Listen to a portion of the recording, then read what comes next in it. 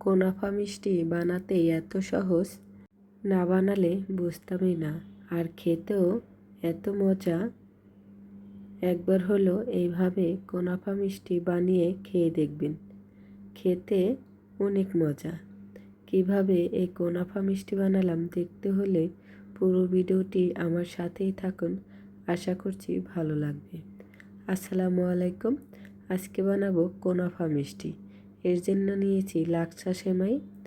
এখানে 250 গ্রাম লাচ্ছা সেমাই রয়েছে।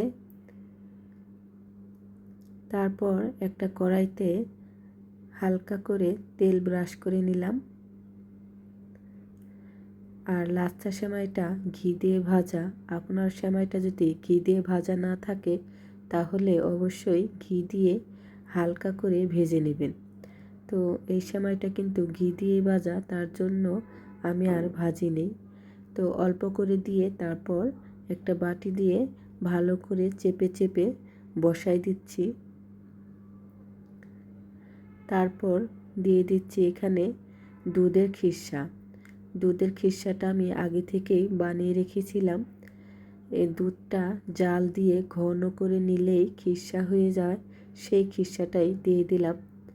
আপনারা চাইলে দুধ দিয়ে 1 কেজি বা 2 কেজি বা হাফ কেজি দুধটা জাল দিয়ে ঘন করতে করতে যখন এরকম ঘনত্ব হয়ে যাবে তখনই নামিয়ে নেবেন, সেটাই বলে খিরসা।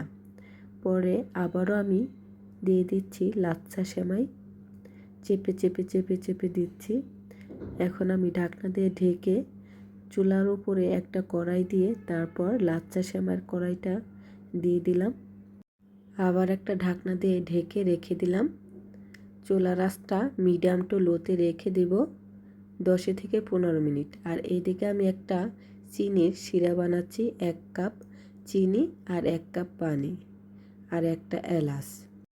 চিনি শিরাটা ফুটে আসলেই হয়ে যাবে, বেশি ঘন করা লাগবে না। দেখি নিচের পাটটা হয়েছে কিনা। একটা প্লেট নিয়ে আমি উপর করে ঢেলে দেব। ঢেলে দিয়েছি। দেখেন নিচের পাটটা কত সুন্দর হয়েছে।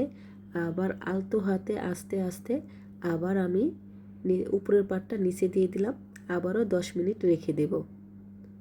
সেই একইভাবে চুলার আঁচটা একইভাবে থাকবে।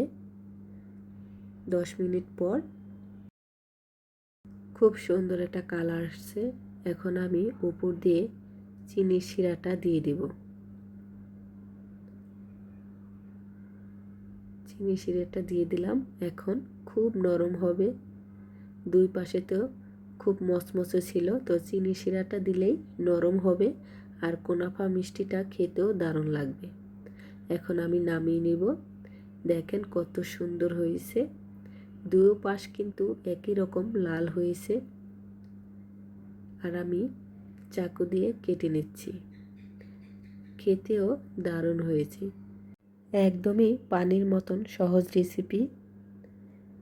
ভিডিওটি যদি ভালো লাগে লাইক কমেন্ট করবেন, শেয়ার করবেন, ফেসবুক পেজটা ফলো দিবেন। আর ইউটিউব চ্যানেলটা যারা দেখতেছেন প্লিজ আমার ইউটিউব চ্যানেলটা সবাই সাবস্ক্রাইব করবেন। আল্লাহ হাফেজ।